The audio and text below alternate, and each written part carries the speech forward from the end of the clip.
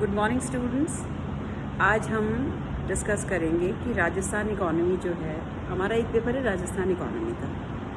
तो देखिए, दो पेपर्स हैं थर्ड ईयर में, और पहला पेपर कंपलसरी है इंटरनेशनल इकॉनमी पर, और उसमें पब्लिक फाइनेंस भी एडेड है। और दूसरा जो पेपर है उसमें आपके पास चॉइस है, तो उस चॉइस में आपको एनवायरमेंटल इकोनॉमिक्स, राजस्थान इकॉनमी और स्टैटिस्टिक्स ऐसे करके 3 चॉइसेस हैं आपके पास। तो मैं आज आपको जो पेपर शुरू करवा रही हूँ वो है राजस्थान इकॉनमी पे। पहले हम राजस्थान इकॉनमी करेंगे और बीच बीच में हम दूसरे पेपर्स भी करेंगे। तो जो राजस्थान इकॉनमी का पेपर है उसमें हमारा पहला जो टॉपिक है वो है भारतीय अर्थव्यवस्था में राजस्थान की वर्तमान स्थिति। अब भारतीय अर्थव्यवस्था, सबसे पहले देखिए, हम जब भी कोई विकास की बात करते हैं तो सबसे ज़्यादा आवश्यक ये होता है कि हमें विकास कहाँ से करना है, कि हम कहाँ खड़े हैं, है ना। सबसे इम्पॉर्टेंट ये बात है कि राजस्थान की जो इकॉनमी है आज के दिन इंडिया की इकॉनमी में वह कहाँ स्टैंड करती है, कौन से नंबर पर है। कि हम राजस्थान इकॉनमी को अगर पढ़ेंगे तो हमें पता चलेगा कि और स्टेट्स के मुकाबले बहुत सारे पैरामीटर्स पर हम कहाँ खड़े होते हैं। ठीक है, तो ये देखने के लिए हम विभिन्न क्षेत्रों में राजस्थान की अर्थव्यवस्था की स्थिति को जानेंगे, ताकि हमें पता चले कि अर्थव्यवस्था कौन से स्तर पर कहाँ कहाँ पीछे है, कहाँ सबके साथ है और कहाँ आगे जा रहे हैं। ठीक है, तो अब देखिए, सबसे पहले हम डिस्कस करें कि 29 जो राज्य हैं उनमें से 18 जो गैर विशिष्ट श्रेणी में आते हैं और शेष जो 11 राज्य विशिष्ट श्रेणी में आते हैं। तो गैर विशिष्ट श्रेणी के जो राज्यों को केंद्र योजना जो सहायता के तहत 30% अनुदान दिया जाता है, और जबकि विशिष्ट श्रेणी के राज्य हैं उनको 90% अनुदान दिया जाता है। इस प्रकार जो विशिष्ट श्रेणी के राज्य हैं वो केंद्र की तरफ से ज़्यादा अनुदान मिलता है।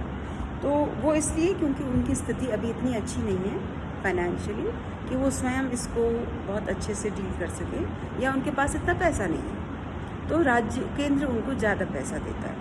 इस प्रकार से जो राज्य पिछड़े हुए हैं, जैसे हमारे घर में कोई बच्चा है वो कमज़ोर है तो उसको माँ ज़्यादा ध्यान रखती है ना, उसी प्रकार से केंद्र जो सरकार है वो राज्य सरकारों का, जो राज्य सरकार पीछे हैं, बहुत अभी विकास में आगे नहीं आ पाए हैं, उनका ज़्यादा ध्यान रखते हुए उनको 90% अनुदान देती है। अब देखिए, राजस्थान जो है वो उस विशिष्ट श्रेणी में आता है। राजस्थान को हम कह सकते हैं विकासशील भारतीय अर्थव्यवस्था में के अंदर भी ये एक विकासशील इकोनॉमी है। अब जो डॉक्टर आशीष बोस है वो ये कहते हैं कि यूपी, बिहार, मध्य प्रदेश और राजस्थान, है ना।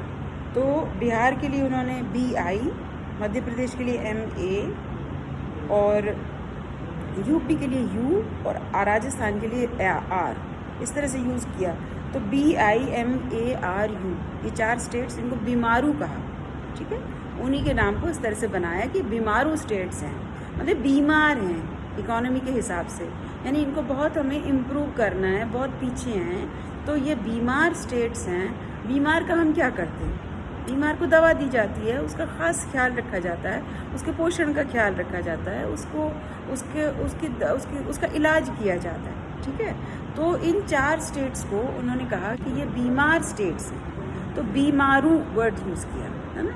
और राजस्थान सरकार का ये पूरा प्रयास है कि इसको बीमारू नाम से बाहर निकाला जाए।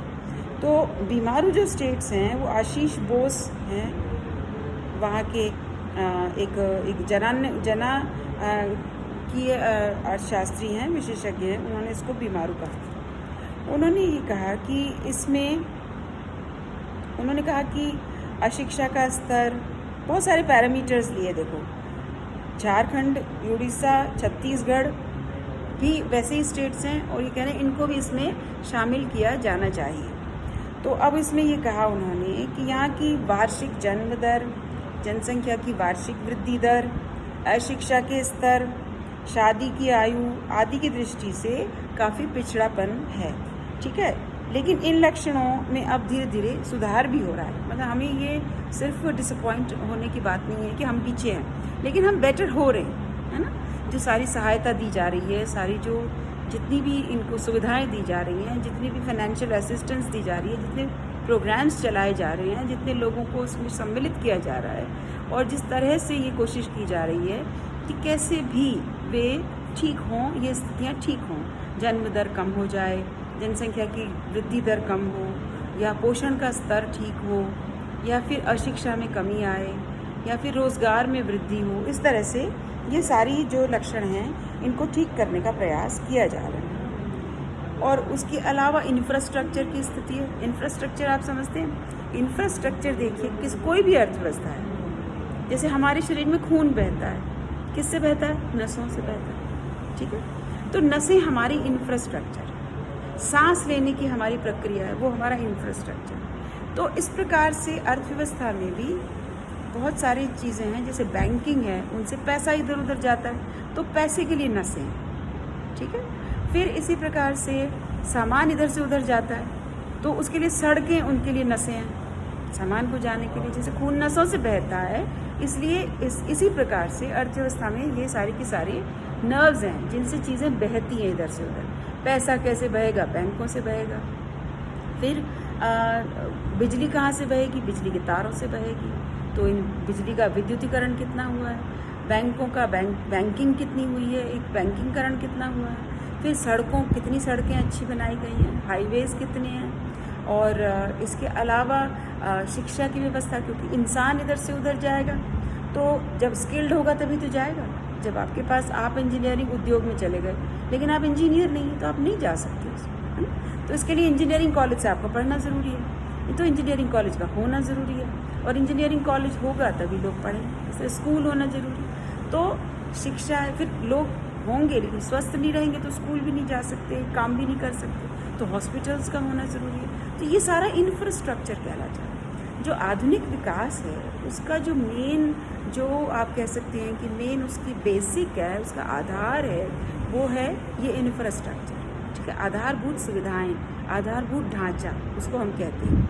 तो जो ढांचा है, जैसे पिलर्स होते हैं, पिलर्स पे हम हॉल को खड़ा करते हैं, छत को खड़ा करते हैं, तो पिलर्स हैं ये अर्थव्यवस्था के। तो इनको बेटर किया जाए।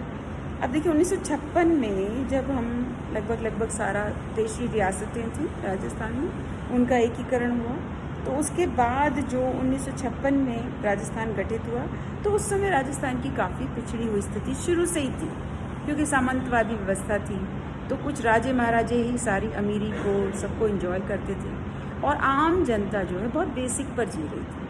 आप सब कह सकते हैं रोटी कपड़ा मकान, वो भी बहुत बेसिक, सादा रोटी। फार्मर आदमी जो किसान था वो प्याज के साथ रोटी खा लेता था, मिर्च पीस के रोटी खा लेता था नमक मिर्च से। तो वो स्थितियाँ थी आम जनता की। तो जो राजतंत्र था वो आम जनता के लिए कोई भी फायदेमंद स्थिति नहीं थी। लोकतंत्र में जो व्यवस्था आई उसमें यह है कि भाई एक आदमी एक वोट, अर्थात कोई राजा नहीं, है ना? और जो चुनकर भी जाएगा वो लोगों का प्रतिनिधि होगा, और वो 5 साल में उसे वापस लोगों के पास आना पड़ेगा। किसके लिए? अवलोकन के लिए, कि वो वापस जा सकता है या दूसरे लोगों को भेजा जाए, ठीक है? तो ये लोकतंत्र की जो व्यवस्था आई उसने बहुत चीज़ों को बेहतर किया इन द सेंस कि आम आदमी को, आम व्यक्ति को स्थिति को बेहतर करने का मौका मिला, ठीक है? तो चूँकि सामंतवादी व्यवस्था राजस्थान में, राजपूताना, यहाँ राजे महाराजे होते थे, तो चीज़ें आम व्यक्ति के लिए अच्छी नहीं थी। आम व्यक्ति में गरीबी थी, आम व्यक्ति का स्वास्थ्य अच्छा नहीं था, आम व्यक्ति की जो है शारीरिक क्षमता कम थी, पोषण कम था, उसकी वित्तीय स्थिति अच्छी नहीं थी। आप कह सकते हैं, आपको पता है जब भारत आज़ाद हुआ 1947 में, तो भारत की औसत आयु कितनी थी? आपको जानकर आश्चर्य होगा कि भारत की औसत आयु 31 साल मात्र थी। यानी औसतन भारत में आदमी 31 साल में मर